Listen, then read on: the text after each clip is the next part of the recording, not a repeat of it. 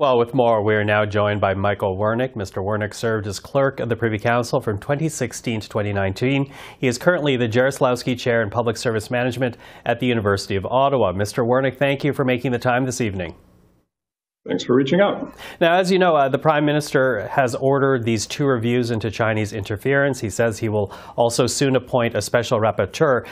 But it's not the independent inquiry the opposition has been calling for. Will these measures, do you think, be enough to assure Canadians that the electoral process is safe, or at the very least responding properly to foreign interference?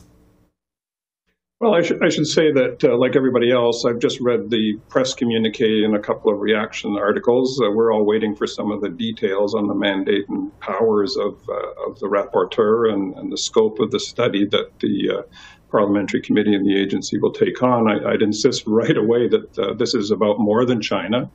Foreign interference is practiced by other countries and other actors, and it's about more than elections. There's the entire period between elections, and I hope that the mandate for all of these studies will be the largest one possible to deal with the issue in its entirety.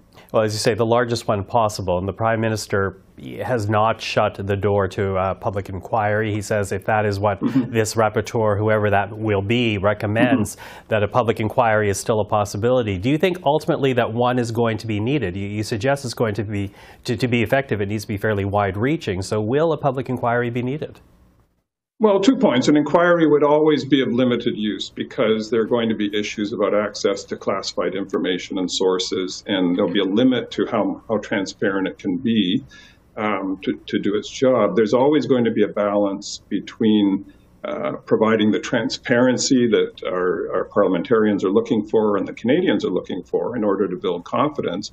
But the last thing you want to do is actually compromise the ability of our security and intelligence agencies to collect that intelligence and provide it in the future. So that's a difficult balance to strike.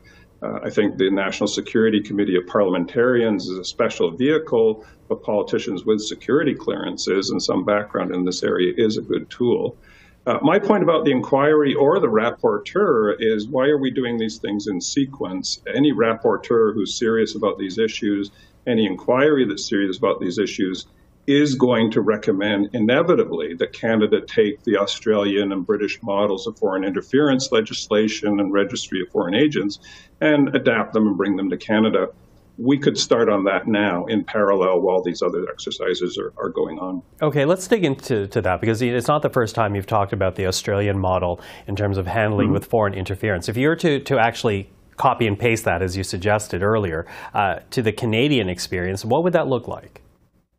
I think it would look very much like the Australian law, from what I understand. It is essentially a model similar to our lobbyist registry. It defines certain kinds of activities, requires people to register those activities and their contacts. So it's similar to lobbyist legislation. It's only going to capture some part of the issue. As I think I said elsewhere, real criminals don't register their guns at gun registries, and real spies are not going to register at a registry of foreign agents. But it will provide some transparency about the scope of foreign activity in Canada, which Canadians, I think, are a little bit innocent about. And it will deter certain kinds of activity in the future. My understanding of what happens in Australia as well is that there's an annual public report from the bodies involved. And that does make me wonder about how this should have been handled in the first place. Should Parliament, do you think, and the Canadian public had been informed of the interference earlier? Do you think that should have happened? Should it have been through the government instead of leaks through the press? Well, it was through the government in the sense that the government in 2017, and I was there at the time, created a panel to look at foreign interference during the election periods and, if necessary, bring it to the attention of Canadians. That was following the experience of Russian interference in the French and German and American elections. That panel was active in the 2019 and 2021 elections and did report on its findings. And I'm sure their experience in 2019 informed how they went about it in 2021, and their experience in 2021 will inform their activity in future. There's always going to be a judgment required about whether the attempts by foreign actors to interfere in our political processes are serious enough to blow the whistle in the middle of an election campaign, which is a very big thing, because then that becomes part of the election itself. You know, that said, though, last week there was an Angus Reid poll that came out. It revealed that 42% of Conservative voters believe the 2021 election was stolen because of Chinese interference. What does that tell you about the urgency of this moment? Well, that's my point, is that we could get on, and there could be some cooperation between our political parties to pass legislation modeled on the British and Australian model.